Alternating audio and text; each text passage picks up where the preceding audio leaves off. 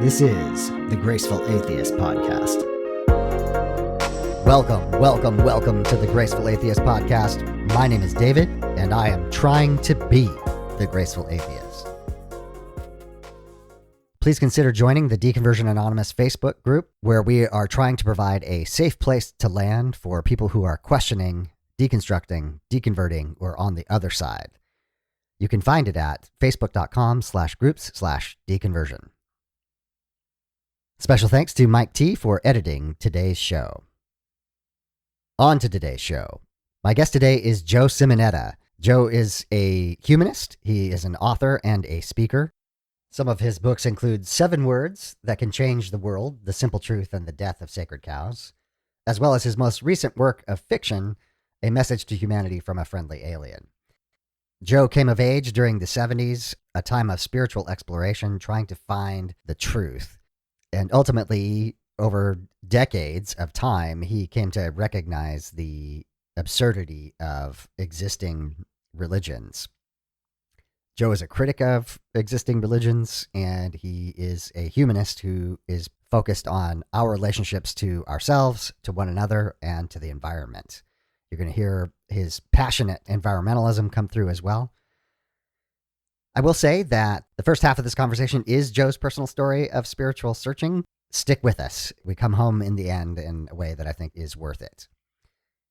You can find Joe's work and all of the books that he has written at joesimonetta.com. There will be links in the show notes.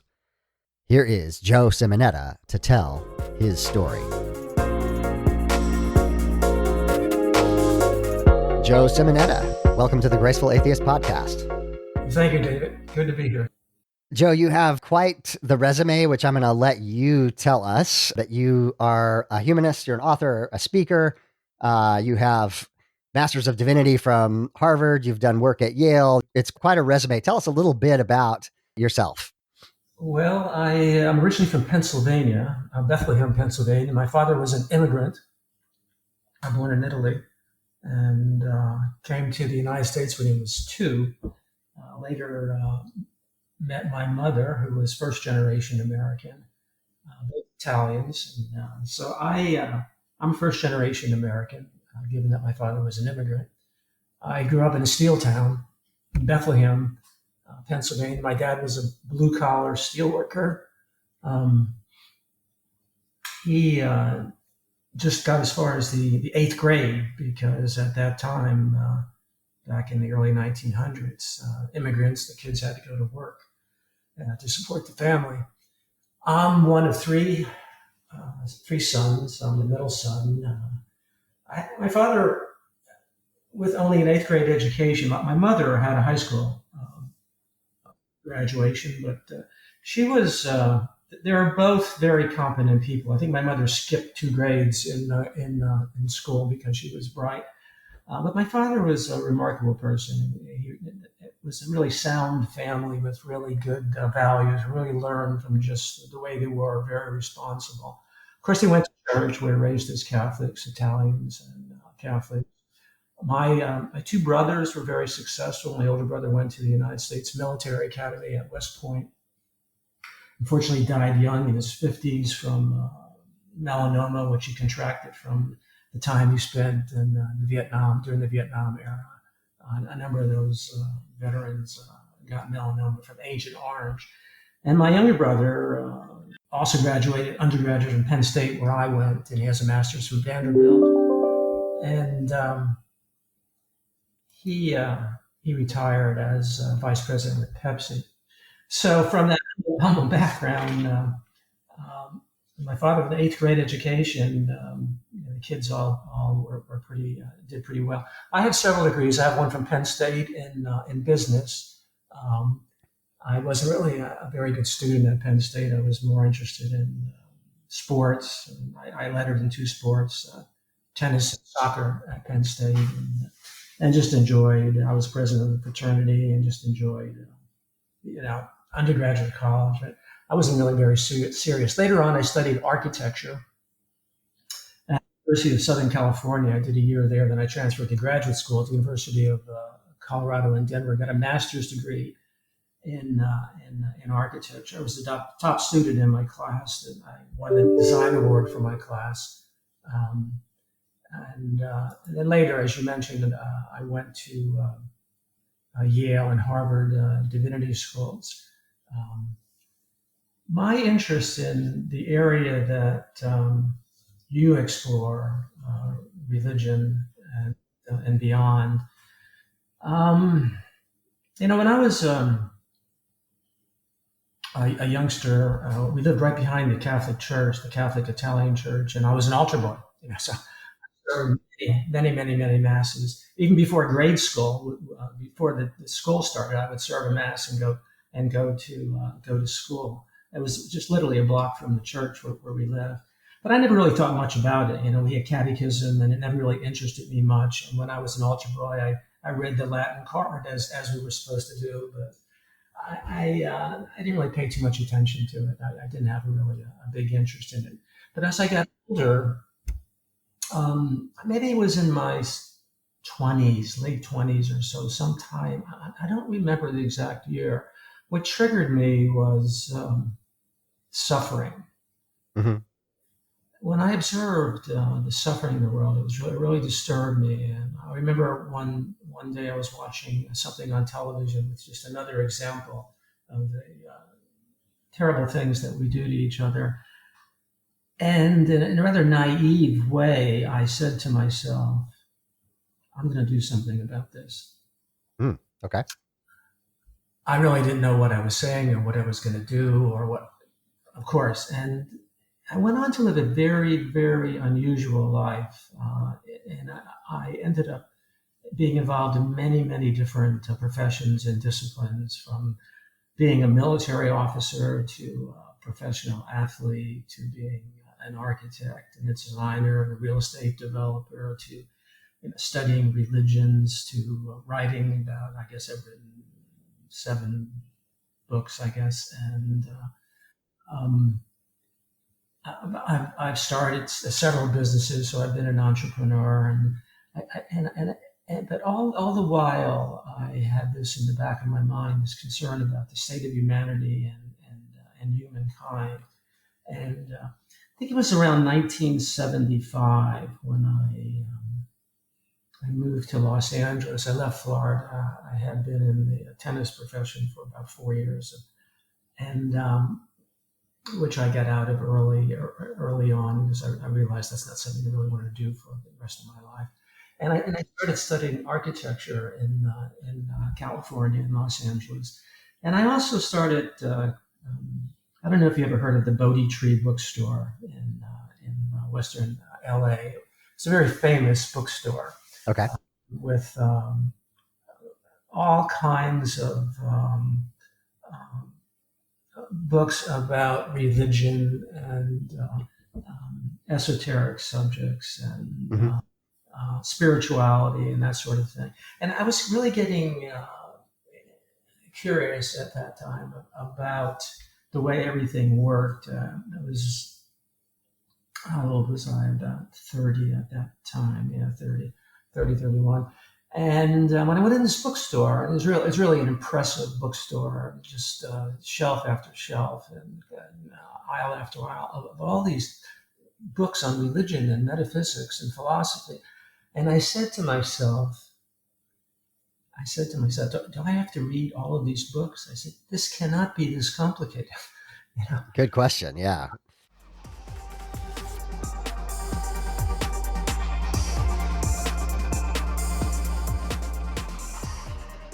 What happened is I was going to study acting actually in Los Angeles, and I was playing tennis at a place called the Los Angeles Indoor Tennis Club, and I was meeting people in that acting profession, several people mentioned a pretty famous acting coach named and a character actor named Jeff Corey. I called him, had a meeting with him, and he said, "You seem like a pretty bright person. You probably make a good actor." He said, "I don't really have time to take on another student." But then he called me, and we set up a beginning for my acting classes.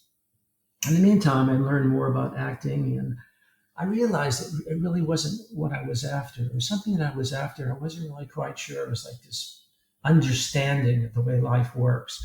And I called him the night before classes were to begin, and I told him that I decided I wasn't going to do it. And so at that time, I was pretty free. I didn't know what I was going to do. I was thinking about taking a trip around the world and just working my way around. And I remember calling a guy in Long Beach who had a boat and was looking for somebody to work on the boat and go take a trip around the world. And I interviewed him. I didn't like the boat, didn't like the guy.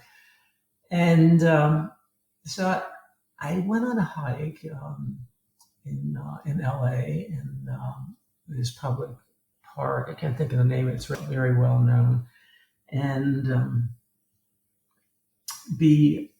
actually, before I went on that hike, I should mention that I was thinking if I didn't take this trip, that I would stay in LA, and I was looking for a place to live because I had been subletting a place, and I found this cottage for rent, and I called the people that had it and went over and took a look at it, and there were two women there. Um, One's name was Francina, and the other, I forget the other one, Alice Bowen. Okay. This was 1975, and I really didn't like the place to live. It wasn't right for me. But they had this metaphysical um, art piece of artwork in a frame. Alice did. It was her home. Francina was visiting. Francina was a friend, and I was taken by it. It was this figure in light and radiant lights going out from it. And I asked about it, and they said, "Well, that's we can give you some books to read about this." This, and she said, "Call me." I think she said, "Call me," and she was giving me the books. And so I left, and I went on this hike, and and and it occurred to me when I was on this hike. This was several days later, that I should Mhm. call this woman that I had spoken to. I called her, and she said, we spoke to our our teacher about you, and she wants to meet you." The teacher was a woman named Esther Hagenow, who was born in Chicago in 1899, I think. And she was 5 years old when she moved to LA a long, long time ago. And I met with her at her home, and she had this more remarkable presence about her. We went into the library, and I expressed my thoughts and concerns about life, the state of the world, humanity. And she started explaining the way life works from her perspective, which was esoteric, metaphysical. I am, if you ever heard of the I am teachings, I am teachings, and Okay. Ascended Masters teachings. And I spoke to her about taking a trip around the world. And she said, "I see you doing that, but not right now." And I spoke to her about my interest in architecture, because earlier in my life I had an interest in architecture. And she said, you ought to you ought to interview in LA and in Santa Monica at the School of Architecture and at the Southern Cal. And I couldn't get an interview at the Santa Monica School. The dean was in Europe, and I got an interview with the dean of the University of Southern California, and he and, we, and he really liked my presentation, the things that I said, what I had done. I had been a military officer, and I had businesses and so forth. And I was older, and so that was 75. So I would have been 32 that year in that November. And so he said, "I want you to come back and have an interview with a woman named Catherine Fort, who's in charge of admissions." So I went for this interview with Catherine, and the dean showed up for the meeting. It was incredible. Okay. Uh, Yeah. he sat in for the meeting, and at the end of the meeting, they said, "Well, you're accepted into the school. We don't have any room for you. It's already filled up for the fall class," because this was like May or June of 75. And so I And this woman, Esther Hagenow, asked me if I would like to live in her house with her. And she was like a grandmother kind of figure. She was 76 years old at the time. And for some reason, it felt like the right thing to do. So I moved into her house, and she's doing these teachings. People would come on like Sundays, but I never paid attention to it. It really didn't interest me that much. But she was a renowned teacher in Los Angeles, and I was living with her. And Okay. and she and I would have our meals together, and we would talk about all these things. And I would say, well, I don't really, it doesn't make sense to me, all this, the I am teaching. She says, well, I used to think that way too, but you'll see as you get older. So I did really well in architectural school. I got perfect grades, and she was very, very proud of me. She kind of adopted me as my surrogate grandmother. And anybody that came in the house, she would say, you have to look at Joe's designs and models and stuff. But that year, I decided that I wanted to transfer to graduate school. So I contacted the University of Colorado, and I arranged for an interview with the dean of the School of Urban Design. Um, um, I'm trying to think of his name, John, super guy. And so I told the woman in LA that I was going to Denver, and she said, "You'll be accepted. Just take all your things. You'll be accepted." She was very sad. She said, "This is the right thing to do." And I interviewed at the University of Colorado. The dean had just moved into a new office, and we actually sat on the carpet because he didn't have any furniture. And he interviewed me and had these letters of reference in my work and my grades. He said, "You're accepted into graduate school."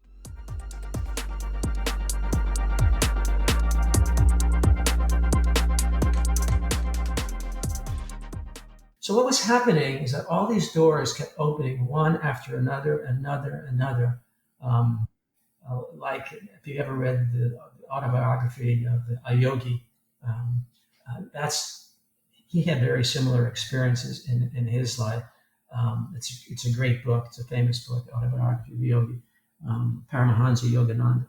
So anyway, these doors would just keep opening, and I have all these great experiences, and it went on and on. Did you think that there was something metaphysically taking place underneath all of this, or did you think this was just very lucky? I really didn't know. It just occurred to me that it was happening. Okay. And it seemed like when something was right, the doors would open. If it wasn't right, it didn't happen. And I should mention something else to you that was very peculiar that happened before I left Florida in 1974 when I finished working in the tennis industry. This is very, very strange, and I've never had an experience like this before in my life, and I cannot explain it. But I was having a dream that kept recurring. I've never had a dream that recurred, but night after night, I would have this dream, and I haven't told many people this, and I'm telling it on the podcast. But I'll tell you this story briefly. Okay. This dream was that I would see this large round sphere, and this little thing was nudging the sphere, and I would hear this voice that said, "You are responsible. You are responsible. You are responsible." And I had no idea what it was, and it would occur night after night. And one day I was on the tennis court, and I was teaching. During the day, I heard this voice, and I turned around to look at who said that. I mean, it was so clear. And so it went on, and probably, it might have been over a several week period. And I was driving down one evening around dusk. I was driving from the country club where I lived and worked, and down this road near the country club. It's just a country road. I had this vintage sports car at the time, a 1950 MG TD. At the top down, driving down the road about 6, 7 o'clock at night, dusk, and I hear the voice again. It says, "You are responsible." It's so clear. I pulled my car off to the side of the road onto the grass, and I said, "Okay, I will do it." I didn't know what I was agreeing to. I said, "I will do it." from that point on, I never heard that voice. I never heard the dream again. Never had the dream again. And from then on, all these things kept happening. These doors, these learning experiences through these different fields. Um, so, I also was at 19. I worked in architecture after I graduated from the University of Colorado. I worked in architecture in LA for several years, and I had this concern about the state of the world. And um, This was early 80s, 81, 2, and 3, and I left LA in 83. I left the field of architecture. I was going to go to Washington, D.C. and try to somehow get involved with people like the World Watch Institute, people concerned about humanity and the human condition in general.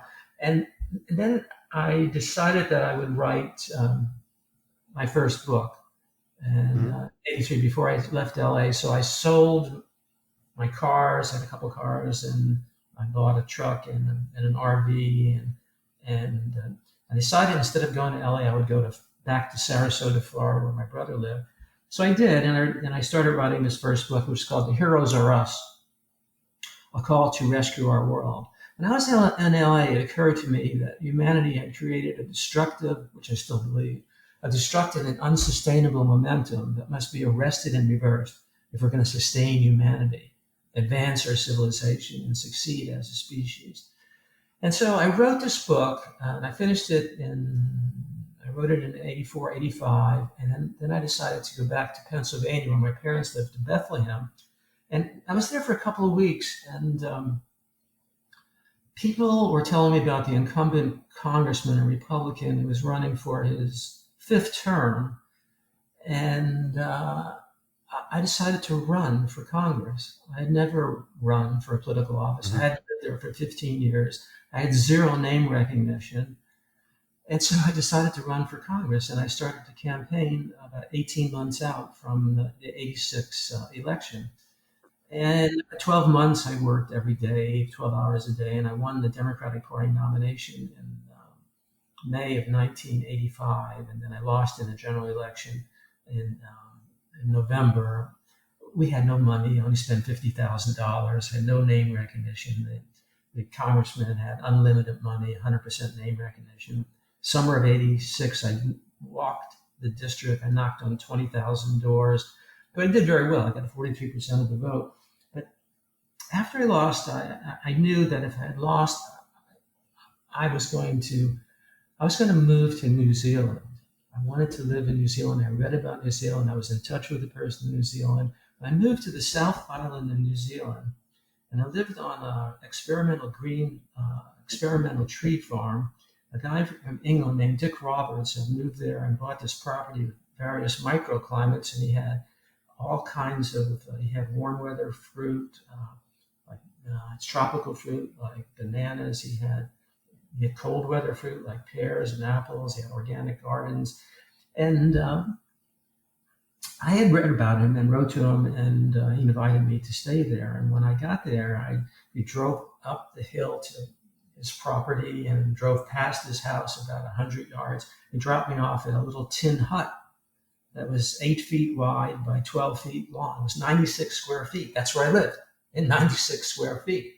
And the next day I started rebuilding the whole thing and making it I rebuilt furniture, everything. And I had no electricity. I had candles and a kerosene light, and I would write at night. I wrote a book called Russell, Alexandra, and John, Historic, Personal, and Planetary Change, which I rewrote recently.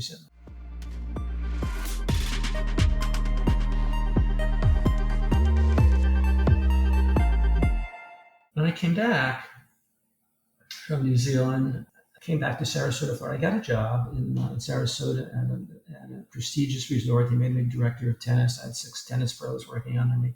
But I've still always had this ongoing concern about the state of the world and humanity and the suffering and all that. I started a nonprofit in 1989 in Sarasota. It was called Pro Earth.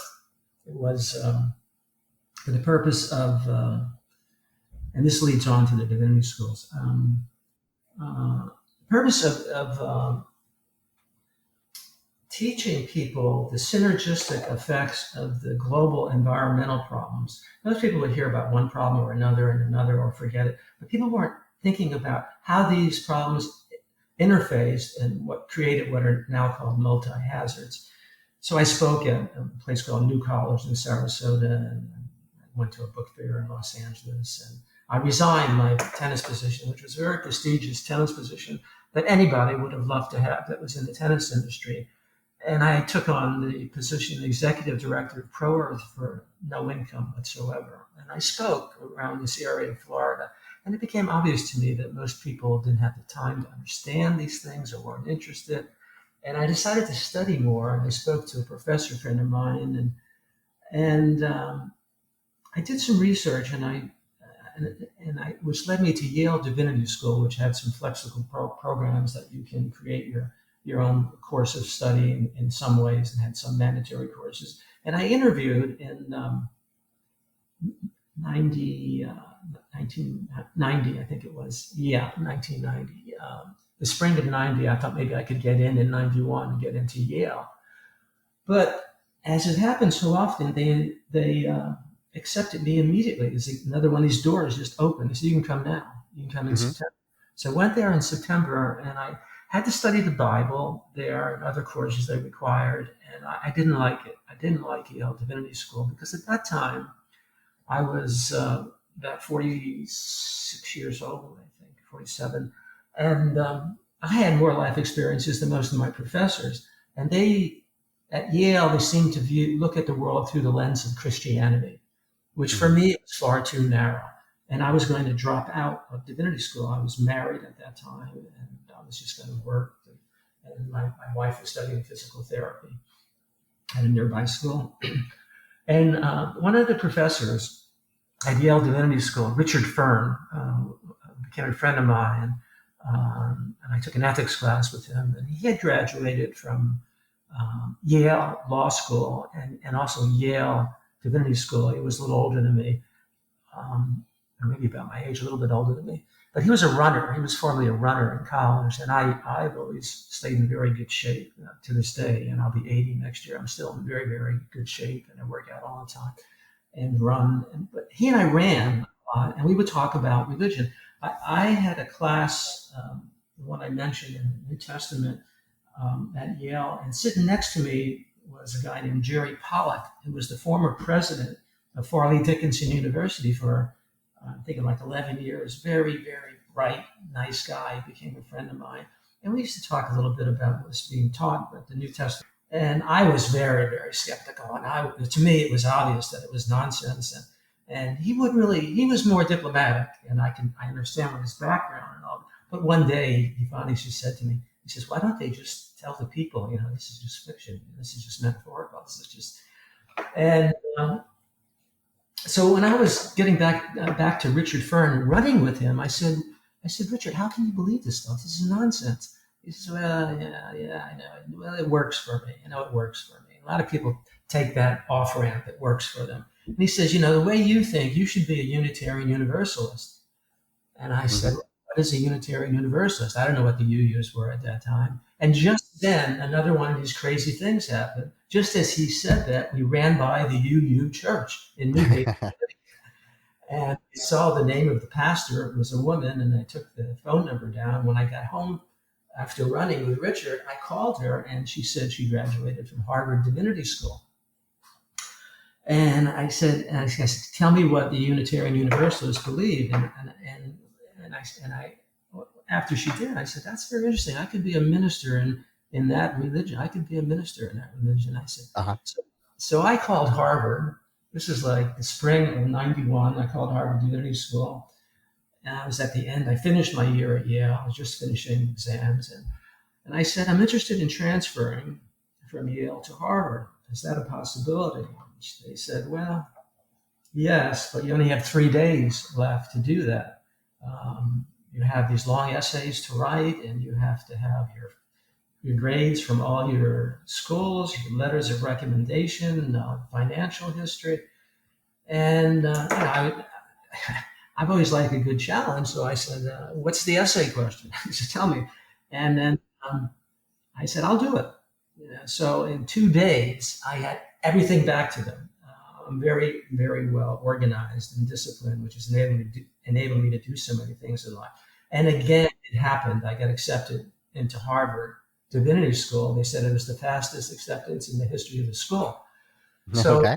so my wife and I transferred from New Haven to Cambridge, where Harvard is, and my wife transferred to Northeastern University and continued her studies there, and I started at Harvard in '91, and so that was Harvard is a remarkable experience. It's just such a tremendous environment, and with just everything going on there, and the level that it's at, and the setting, Cambridge, and the university, but and at Harvard Divinity School, you are required to study world religions. It has to be a percentage of your academics. So, which is great because I wanted to study the world religions, and I did study the world religions there.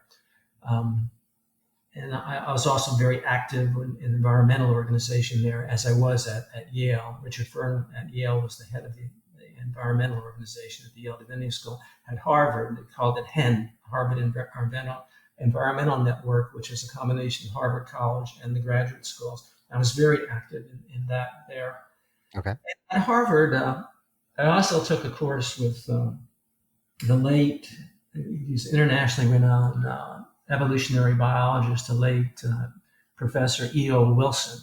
I took a course in evolutionary biology because as I was evolving, it became apparent to me that I needed to understand evolutionary biology, how this all worked together. And also at Harvard, I began studying on my own cosmology, the origin and structure of the universe. But at Harvard, it didn't take me long to realize, as I studied all the world religions, it just hit me. It just said, there's nothing here. This is nothing. This isn't what I'm looking for. There is nothing here. This is old stuff. This stuff is the products of the infancy of our intelligence. This is nonsense. And in your last year at Harvard, for 2 semesters, you have to do a senior project, and you do a paper. It's a senior thesis, it's called. You meet with about a dozen other graduate students and a professor. About the second meeting, each of us had to present our idea or what we were going to write about. And when it was my turn, as we went around the tables, they were set up in a big square, I said, I'm going to write, my thesis is on the need for a new world belief system. And everybody looked at me like, what? Who are you? What are you doing? So I had a thesis advisor named Kaufman, who was a famous theologian at Harvard, and I started writing my thesis. But at my last year at Harvard, I wrote a book called One, a Third Millennium Belief System. So I extracted from my own manuscript what I wanted to create my thesis, my senior thesis. And so I was one of the very first ones done in my class with my thesis. I felt really good about that because I had other papers to write and other exams to take. And I get a call from the thesis professor, and he said, we want to meet with you. So I go to his office, which is in the Harvard Divinity School Administration building, which is a very impressive building. And my thesis advisor, Kaufman, was there, and I sit across from these 2 guys, and they say, your paper is unacceptable. You're not going to graduate. If you want to graduate, you can come back next year and write a new paper. If you want to write a paper like this, like you wrote, you have to bounce it off a number of theologians who think like you think. Nobody ever said that to me. It was like I got blindsided. They knew what I was writing about. My advisor knew what I was writing about. And I was devastated because you can't imagine the amount of work that I did for 3 years at Yale and Harvard. And then to be told, you're not graduating. And they had a list of books. They said, you have to read these books. And they said, you come back next year. I said, can I see the list? And I said, I'll read the books now and I'll write another paper right now. And they looked at me and said, at each other, and they thought, what? They said, okay. And of course, they thought I could never do that. So I went right to the library, got the stack of books, went home and skimmed them, one after another, and got the idea of what they were after and wrote a new paper, new senior paper. Meanwhile, I had these exams and these other papers I had to write that really put me in a knot.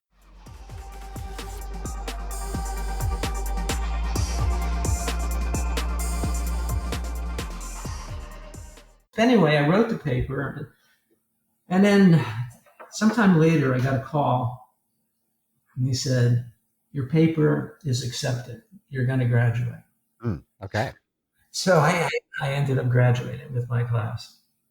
So 1993, I finished and tried to get my manuscript published, but I was unable to get that published. I couldn't find a publisher that was interested in it. That book won the Third Millennium Belief System. Can you give us the very, very quick summary of what the thesis of one is? Arthur Schopenhauer said that all truth passes through three stages. First, it's ridiculed. Second, it's violently opposed. Third, it's accepted as being self-evident. Yes. Yeah. This truth is emerged in our lifetime. It informs us that we exist as a tiny fragment of an immensely larger, interlocking whole in which all the parts are interconnected and depend upon each other for survival. Let me repeat that. We exist as a tiny fragment of an immensely larger, interlocking whole in which all the parts are interconnected and depend upon each other for survival. Simply put, everything is connected to everything else. We exist not separately, but in communion with all other living things. Life's an interrelated, interdependent phenomenon. Everything's in relationship. That's the nature of the universe. That's the nature of life. So that's essentially, but that has, the question is, well, so what? Everything's in relationship. What's the practical value of that? Now, the practical value lies in the realization that there are several relationships that are foundational. I call them the foundational relationships of life. There are three relationships out of which all other relationships follow. The first is a relationship with ourself. Second is a relationship with others. Third is a relationship with the environment. If we take one word to describe what optimizes each of these relationships, a relationship with ourself is about health in all of its dimensions. Relationship with others is about kindness. Relationship with the environment is about respect. So health, kindness, and respect. The quality of our lives reflect the quality of these relationships. This is a sacred construct. This is not a religious definition of sacred. This is a secular definition. This is a sacred construct that exists as an integral part of reality. It's not a human construct. Why would I say it's a sacred construct? Because these relationships with our health, with other people, with the environment, represent that in life which at our peril, those relationships in life which at our peril, we cannot violate, damage, dishonor, or destroy. Because if we do violate, damage, dishonor, or destroy our health, relationships with others, relationship with the environment, we suffer. It's simply the way life works. It's not contrived or fiction. It's not arbitrary or subject to dismissal, nor is it in any way negotiable. How we take care of ourselves, each other, and the environment determines not only the quality of life, but whether we live or die. So these relationships they're the well springs of life. We emerge from these relationships. We're sustained by them. We're surrounded by the very sacredness that historically we sought from afar, which is a good segue actually into the religious nonsense. Because when I say the sacredness we sought from afar, because that sacredness which they sought then and which resulted in all these old religions and all these books and is a consequence of the time in which this stuff was written. Hmm. Now, religion can be defined as a belief in and worship of a god. That's one definition for religion. But it sends us in circles. What and whose god or goddess? The conflicts over definitions of gods, the diversion and distraction of our attention to these gods. But religion can be defined as a belief system that explains the cause, purpose, and nature of the universe. Hmm. So we say, of course, that's what people have been doing for thousands of years. People trying to explain the cause, purpose, and nature of the universe. This was long before the scientific revolution and the Enlightenment, also known as the Age of Reason. Men and women, priests and priestesses, people profoundly ignorant of our world as we know it today, are trying to explain life, often claiming divine revelation, meaning communicating with gods and other supernatural entities, claiming divine revelation as their source of inspiration, knowledge, and authority. Now think about that. Claiming divine revelation, in other words, communicating with supernatural entities as the source of one's knowledge and authority, which gets to the point of religious authority is all fraudulent, which is a whole other subject. It's fraudulent. It comes out of Hmm. nonsense. So at that time, trying to explain life with very little to no knowledge, zero science, what else are they going to do? They created gods. They fabricated creation stories. They wrote books. They created and formed into fiercely tribal religions with theatrical rituals and costumes and music. Now, people don't understand, like people that are into many people into religion because their their knowledge is so shallow. They don't understand. People don't understand. This isn't something that happened at the beginning of this century, or in the 1900s, or in the 1800s. Hinduism, with its multiple gods, began 60 centuries ago. 60 centuries ago. Judaism began 40 centuries ago. Buddhism, Confucianism, and Taoism began 26 centuries ago. Christianity, 20 centuries ago. Islam, 14 centuries ago. Long before the scientific revolution and the Enlightenment in the 16th to 18th centuries. That's just 3 to 5 centuries ago, not 60 centuries ago, or 3 to 5 centuries ago. Mathematics, chemistry, physics, astronomy, biology, and anatomy emerged and set forth a whole new range of ideas based on reason as the source of authority and legitimacy. There's a novel idea, reason as a source of authority and legitimacy. Religious creeds, doctrine, and dogma were questioned, and religious authority challenged, all for very, very good reasons.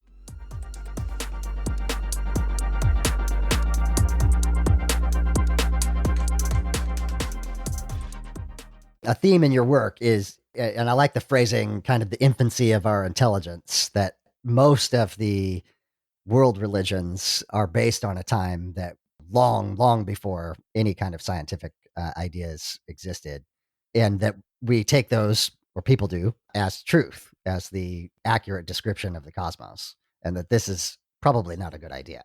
Yeah, exactly. Um, you know, when I studied at Harvard, and I mentioned E.O. Wilson, and there's an interesting anecdote about him because he used to be, he read the Bible a number of times when he was young. He was from the South. And I've met him and I've heard him speak. He's really brilliant. He's amazing, really. He was a great guy. He just died about a year ago. And he's pretty much, I would say, an atheist. I don't think I would say he's an atheist, but how did he go from being a person who was a Bible reader in the South to where he landed? And he's written many books, Pulitzer Prize winning author. He told the story.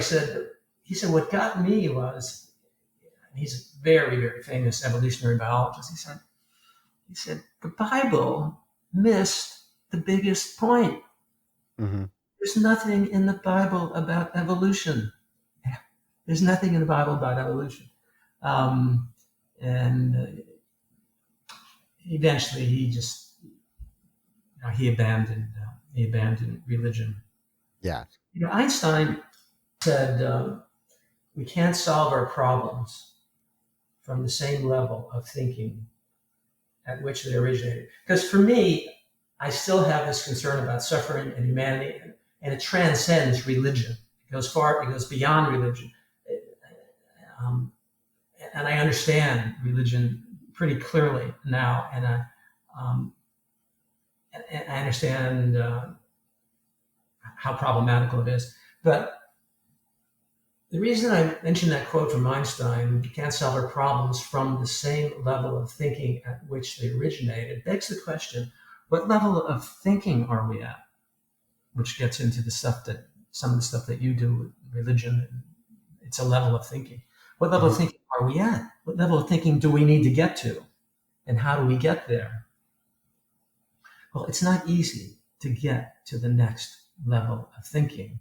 Because many people are operating out of primitive, hardwired instincts and emotions, which are associated with the primitive origins of our brains. This primitive behavior is associated with the primitive origins of our brains. At the same time, people are operating out of deeply embedded, antiquated, divisive, and dysfunctional, supernatural religious beliefs that are the products of the infancy of our intelligence. Now, these primitive instincts and emotions, which are a biological reality, and these antiquated, divisive, dysfunctional, supernatural religious beliefs that are human fabrications, are a lethal combination of behaviors that are not easily overcome. This primitive behavior and these supernatural beliefs, they're not easily overcome, but they must be overcome to advance our civilization. And for us to succeed as a species, our primitive behavior and these supernatural beliefs must be overcome. And I'm assuming you mean at like the societal or the national level, like that, not just about individuals, but that as a group, we need to do so. As a species. Okay. Yeah. As a species, humanity. And it's happening slowly. You see the trend in religion and the nuns and the percentage of young people are Generation X, I guess. The millennials, I think they're up in the 30s and 40% non-religious now, something like that. It's happening, but it has to happen. Humanity's got to rise to a higher level. If we're going to sustain humanity, if we're going to advance our civilization, if we're going to succeed as a species, this is not something that's optional. It's imperative. It has to happen. This divisiveness must end. Otherwise, what happens is the same thing that happens with any crisis. When you have a crisis, you either fix it and go on, or if you ignore it, you terminate. So humanity has many, many, many, many, many issues to deal with. Religion is clearly an obstacle to human progress.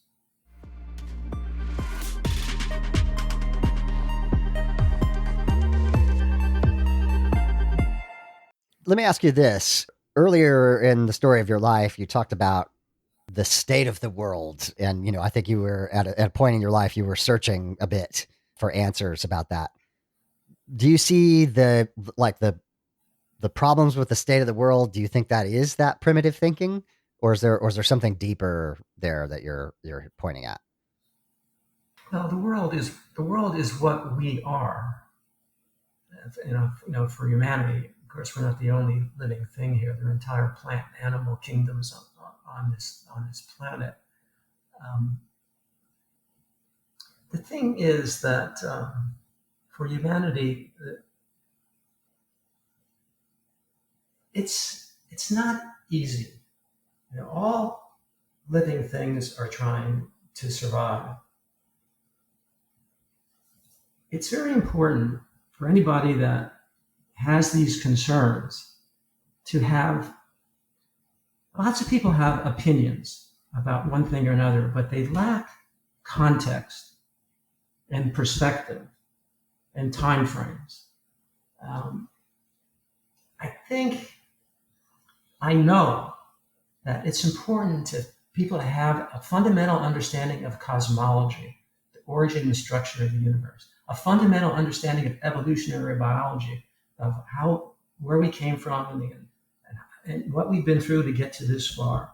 And then the whole world of belief systems. It's important to understand that, where that came from and why. For example, most people don't know that this planet that we live, they think it's a big world. It's nothing. It's a speck.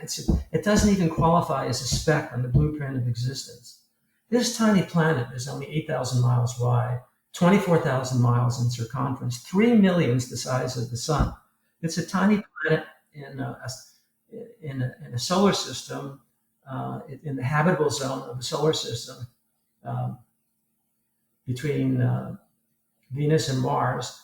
It's a very narrow and fragile band, this habitable zone. In the solar system, which is one of 200 to 400 billion of these things in the Milky Way galaxy, and the Milky Way galaxy is just one of trillions of galaxies in the universe. And the universe, as many astrophysicists believe, may just be one universe of countless universes in a multiverse. So we live on a very, very, very tiny planet.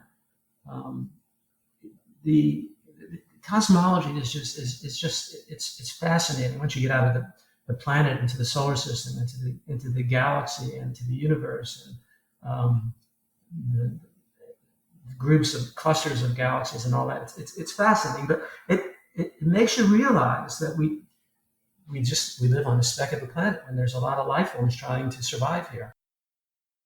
We're one of 5,500 species of mammals. Then you have the whole animal kingdom. You have these creatures with feathers we call birds, and creatures that swim in the water with gills we call fish. Scaly skinned creatures we call reptiles. Then you have creatures born in the water with gills and develop lungs and go on the land. They're called amphibians. Then you have creatures with more than 4 jointed legs. They're called arthropods. That's like insects and spiders and crustaceans and prawns and crabs and myriapods, centipedes, millipedes, and so on. You have the whole plant kingdom, the land-based plants, the water-based. All of these life forms are trying to survive on this tiny, tiny, tiny planet. Now, there's 8 billion of us here now, almost 8 billion of us. Every 7 days, we're adding in excess of 1.5 million more. If you've ever seen a graph with the population growth charted on the graph, you have this thing called the hockey stick curve of population growth, where population just shot up crazy starting in 1800 when we had 1 billion people. Now we're up to 8 billion people. And life is very, very challenging for humanity with all these people that we have. The way things break out for humanity, people are fighting with each other every day, everywhere, over everything imaginable. People fight. While this fighting is going on, we have to deal with things called natural disasters. Why are they called natural disasters? Because that's what you get on one of these things we call planets. You get things like earthquakes and hurricanes and volcanoes and tornadoes, tsunamis, forest fires, floods, drought, and so forth. And all that contributes to life's unpredictability, instability, and uncertainty. But it's not the only thing. You have an extraordinary number of illnesses we contract in which we suffer, countless accidents and injuries that occur regularly. You have all manner of addictions and substance abuse. Then you have all kinds of criminal and deviant behavior going on every day, everywhere, in every way conceivable. Now, while all of that's going on, which is an extraordinary amount for any kind of creature to have to deal with, it's more than enough. On top of this, as a consequence of having so many people and not understanding our reality, and the behavioral demands of our reality, we've created an interrelated web of life-threatening environmental problems. Like what? We're depleting our resources, our forests, our fisheries, our rangelands, our croplands, our plant and animal species. We're destroying our biological diversity on which evolution thrives. The so-called sixth great extinctions going on now. The first caused by something other than a natural event, like an asteroid striking the planet, or climate change. Of the five great extinctions we already had, climate change caused four of them. With powerful, the current great extinction is caused by something different. It's caused by us. Humanity is causing the current great extinction. And with powerful electrical and diesel pumping techniques, we're lowering our water tables, we're draining our aquifers. We're systemically polluting our air, our water, and our soil. And consequently, our food chain. We now have microplastic contaminants in our food and water. Where does that come from? We've been dumping 14 million tons of plastic garbage in our oceans annually. 14 million tons. So we have plastic in our food and water. We're depleting our stratospheric ozone that protects us from harmful ultraviolet radiation.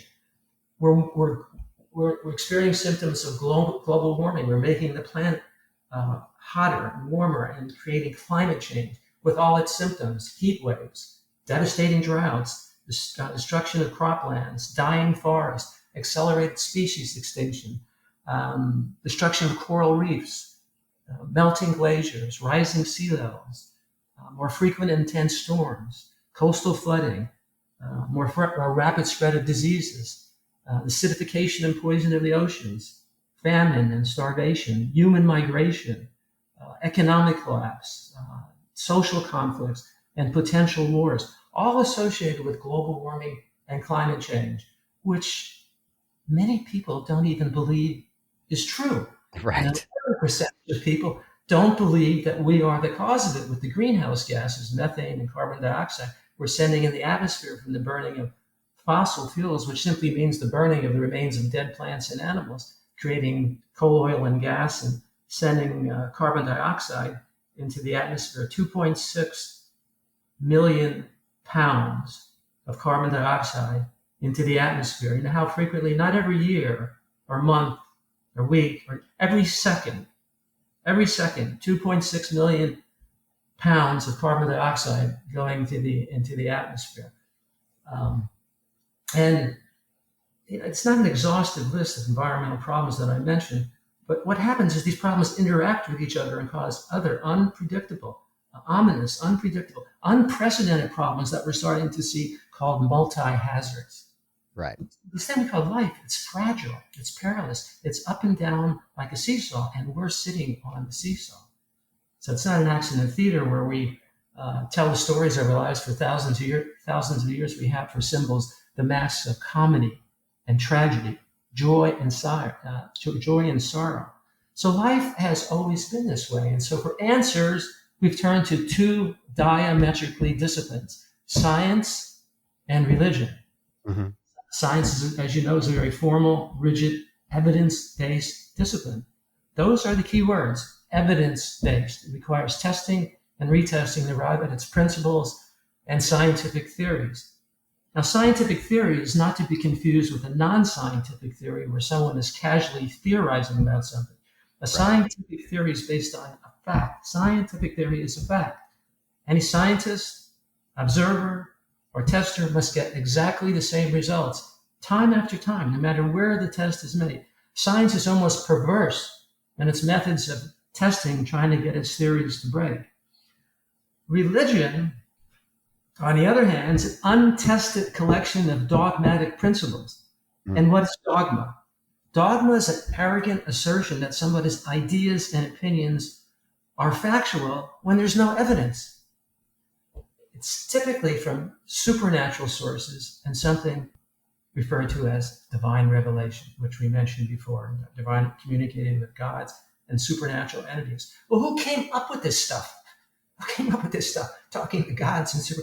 This is a phenomenon that came along when priests and priestesses invented themselves thousands of years ago, which they continue to do today. So it goes on and on and on and on.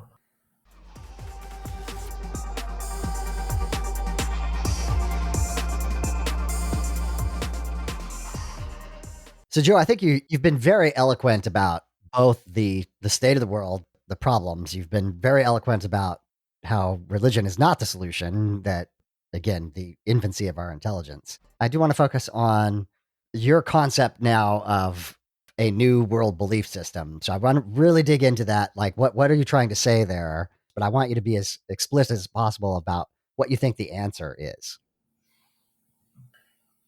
Most of us are familiar with the Ten Commandments. Appear in Exodus, the second book of the Bible, written about 3,300 years ago. What do the Ten Commandments say? First four are issues having to do with a God and the Sabbath. And the next six are about behavior, told to honor our parents, not murder, steal, lie, commit adultery, or covet. But as I said, it seems to me, and I think you'd agree, that we've learned a few things in the last 3,300 years. It may be that instead of the Ten Commandments, we require three simple rules for living that say and do more than the Ten Commandments. 3 rules, 7 words. When we follow them, we eliminate the majority of problems and suffering in the world. Problems the Ten Commandments don't address. Okay. And none of these appear in the Ten Commandments. The first is 2 words, be healthy. Each one of us is like a cell in the body of humanity. The health of all of us taken together determines the health of humanity and the health of our civilization. These bodies and minds that we occupy may be the most exquisite machine on the planet. The abuse to which we subject them to, we wouldn't dream of doing to our material possessions like our car, computer, or our home. But our bodies and minds are our home. Perhaps the reason we don't value them more, we get them for free. We're born in them. By the time we realize their value, for many people, it's very late. And for some people, it's too late. So when we are healthy, it's easier to follow the second simple rule, which is be kind. 2 more words, so that's 4 words, be kind. The 10 Commandments tell us to honor our parents, which is fine. After that, they tell us not what to do, but what not to do. Not to murder, steal, lie, commit adultery, or covet. What we need to do simply is be kind. Treat each other, our friends and neighbors, better. Stop exploiting each other. It doesn't matter how much money we have or earn, or what size home we live in, what kind of car we drive, how many academic degrees we may have accumulated, what accomplishments we may achieve, what our position or title is. Nor does it matter what our gender, our race, our religion, our age, our appearance, national origin, our sexual orientation, or political affiliation. What matters is whether or not we're kind to one another. A third simple rule is respect the environment. 3 words, respect the environment. In every way we are linked to the environment. We evolved from the environment. Everything comes from the environment. If we destroy the environment, we destroy ourselves. In time, the damaged environment, damaged ecological systems will regenerate. But we will be gone. Nature, which could not care less, will have eliminated us. Let me repeat that. Nature, which is the way of life, which could not care less about any particular life form not conforming to it, will have eliminated us. So 3 rules, 7 words. When we follow them, our lives change. When many of our lives change, our world changes. Be healthy, be kind, respect the environment. If you want to astonish the whole world, tell people that, the simple truth. So that's in a nutshell. That's actually one of the books I've written, Seven Words That Can Change the World. And the subtitle is The Simple Truth and the Death of Sacred Cows. A sacred cow is any person, idea, custom, or institution that's unreasonably held to be above question, criticism, or curtailment, like religion. It's a sacred cow.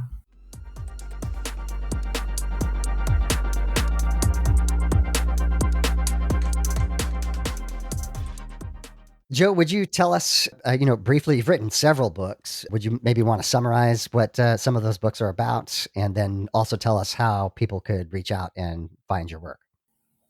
I think the best thing to do is to just go to my website, which is Joe Simonetta. Simonetta is spelled like Simon, Simonetta, joesimonetta.com. And you'll find 7 books there. And there's descriptions there for each one of them. The one that comes up with the homepage, well, they're actually all on the homepage, but right up on the top is, you'll see first, a message to humanity from a friendly alien. This book contains much of what I've said in our conversation. Okay. It's actually an alien researcher that comes from another part of the Milky Way galaxy. The Milky Way galaxy has been here for 13.2 billion years. Our planet has only been here for 4.5 billion years. So our planet's been here 4.56 billion years in a galaxy that's been here for 13.2 billion years. In the universe, it's been here for 13.8 billion years. So in this galaxy, the Milky Way, that's been here for 13.2 billion years, and our planet showed up 4.5 billion years ago. So between 13.2 billion years ago, when the galaxy formed, and when we showed up, that's many billions of years. So this researcher comes from another solar system within the Milky Way galaxy. Very, very, very advanced species. And there's a constellation, I think, of species that check on young species. This humanity, humans, the hominids showed up on this planet that's been here 4.5 billion years. We showed up 5 to 6 million years ago. This is quite important to get a little sense of evolutionary biology. Mm-hmm. So hominids, us, showed up 5 to 6 million years ago, but it was hominids, but it wasn't our genus. It wasn't Homo. The Homo species showed up 300,000 years ago in South and East Africa, and remained there remarkably for about 200,000 years. And 100,000 years ago, started migrating north to what we call Asia now. Reaching Asia about 50,000 years ago. But just think about that. I mean, it's just incredible to go from Africa to Asia. Took 50,000 years. And then west to what we now call Europe, 35 to 40,000 years ago. And then east and then south to Australia about 40,000 years ago. But anyway, this book, A Message to Humanity from a Friendly Alien, this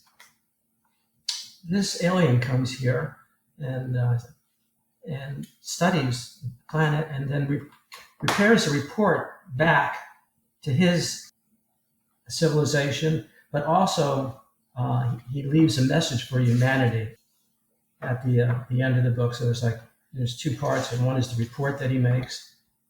The first part is that's the researcher's name, Anda's report to the Saurian civilization. That's what I called that civilization, the Saurian civilization. And then at the end of the book, there's Anda's message to humanity. But this book, and it's only 90 pages, but this book is a very, very, very clear message from this person from another civilization. Yeah, and Joe, I'm sorry, but I need to clarify. This is a work of fiction in which you are expressing your philosophy, yes? Yeah, of course it's fiction. Yes, yeah, okay. There's something the way you first described it that made me a little nervous. So, okay. But what he reports is all very factual. Understood. Yeah. Reality based. Yes. So, author, speaker, humanist Joe Simonetta, you can find his work at joesimonetta.com. We'll have links in the show notes. Joe, thank you so much for being on the podcast. David, good to speak with you. I didn't give you a chance to talk very much. You got me going, so No I worries. okay, good to talk with you. Take care.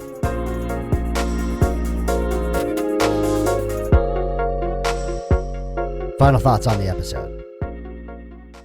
Well, Joe is quite the character. His storyline is a lot to take in, but I think if we summarize the work that Joe writes in 7 words that can change the world, it is about 3 different relationships, 3 rules, and 7 words. So the relationships are the relationship to ourselves, the relationship to one another, and the relationship to the environment. The rules are be healthy, be kind, and respect the environment. And I do think that is a succinct summation of his humanism and the work that Joe is doing. It's interesting that he contrasts that against the 10 Commandments and points out the rather obvious fact that the existing religious texts are old, they're ancient, they're from a culture that we no longer live in, and they do not apply to the 21st century. And this simple summation is a way of encapsulating the heart of what the 10 Commandments were about and how we treat each other. On a personal note, talking to Joe reminded me of my parents. Although I did not know my dad, he passed away when I was 2. He grew up Catholic and then was on a spiritual journey after my mom and he divorced. I think that journey led him to a cult. I have very few details about this, but he was attempting to find some truth, some meaning in his life. Likewise, my mom, I think, explored all kinds of different spiritual concepts, including Dianetics before it was Scientology, and ultimately had a very spiritual experience of Christianity, of Jesus, that enabled her to overcome addiction for a period of time. The point I bring up here is that the 70s was a wild time for spiritual and religious thought.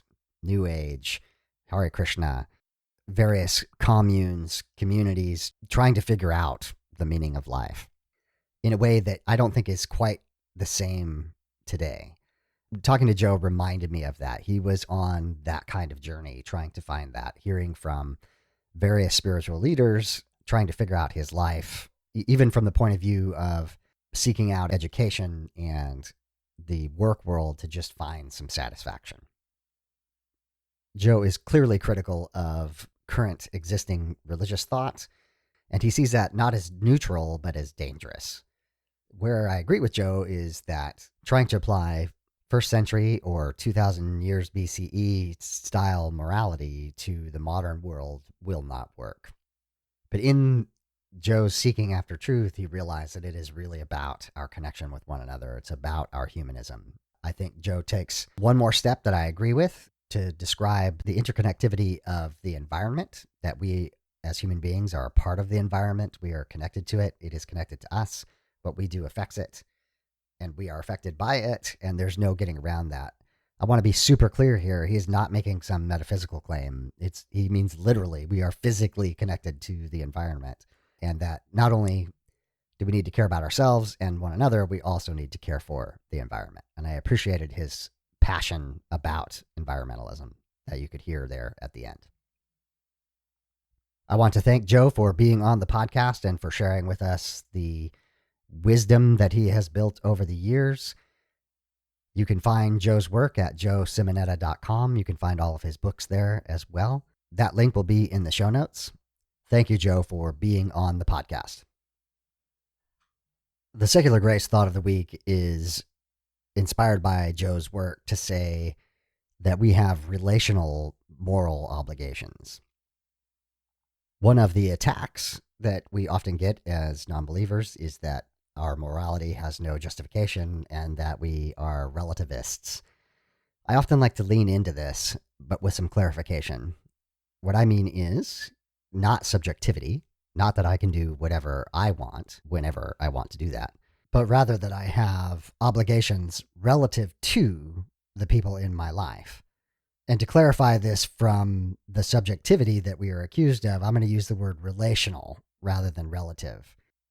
We grow up in our family of origin and we learn relational to our parents and our siblings about what is expected of us.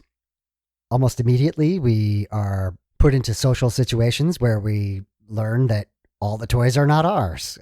All the candy is not ours. We have to learn to share. That's a huge part of growing up as a child.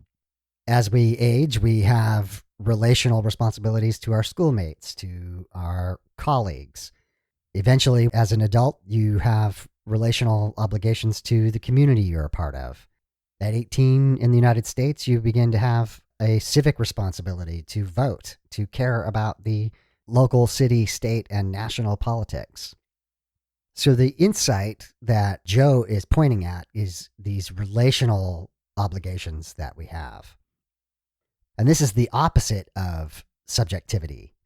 I am obligated not to go through a red light. I am obligated, because I'm a liberal, I believe I'm obligated to pay taxes that will help people in poverty, that will help people who are unhoused, that will help feed children who would otherwise go hungry. And I agree with Joe that one step further is to acknowledge our responsibility and relational connection to the environment. And this can be very selfish, that we don't want to have ourselves, our family, our communities subjected to more natural disasters. We don't want to see masses of humanity in climate refugee camps and suffering. We have relational obligations, and that is what secular grace is about. It is acknowledging that we need to be proactive in loving people and caring about people, and that includes the kindness that Joe is talking about, as well as our civic responsibilities in the political environments that we are in, and as well as our responsibilities for the environment, as Joe points out. I'm looking forward to sharing with you some really great interviews. Next week is Heather Wells, who has written the book Trustworthy, which is a personal memoir of her feeling the pressure of purity culture to get married young and what was ultimately a loveless marriage, to her success in educating herself and gaining a career and her own independence and autonomy. After that, we have Brian and Todd from Beyond Atheism, a sister podcast to this one that is really good. We have a really fascinating conversation about what the atheist culture is and being critical about a look at that. We've got more interviews conducted by Arlene coming up. And as well as I mentioned in the past, Jessica Moore, who's one of the community members who has a life coaching service that focuses on the recovery from religion and purity culture. We had to re-record her episode, so that interview has been redone, so that will be out in a few weeks as well. Until then, my name is David, and I am trying to be the graceful atheist. Join me and be graceful human beings.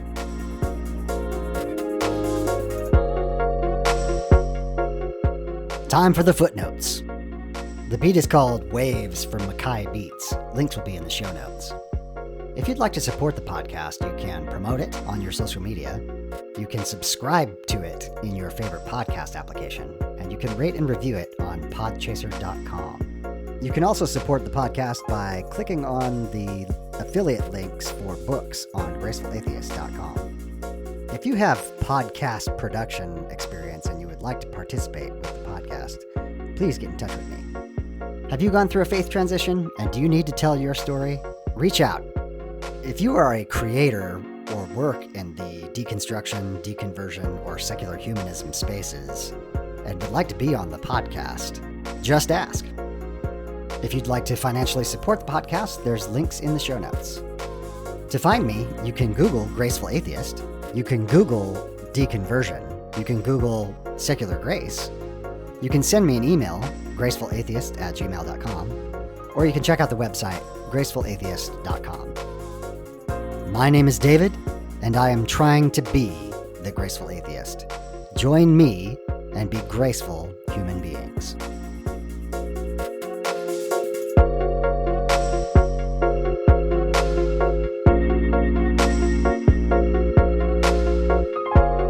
This has been the Graceful Atheist podcast.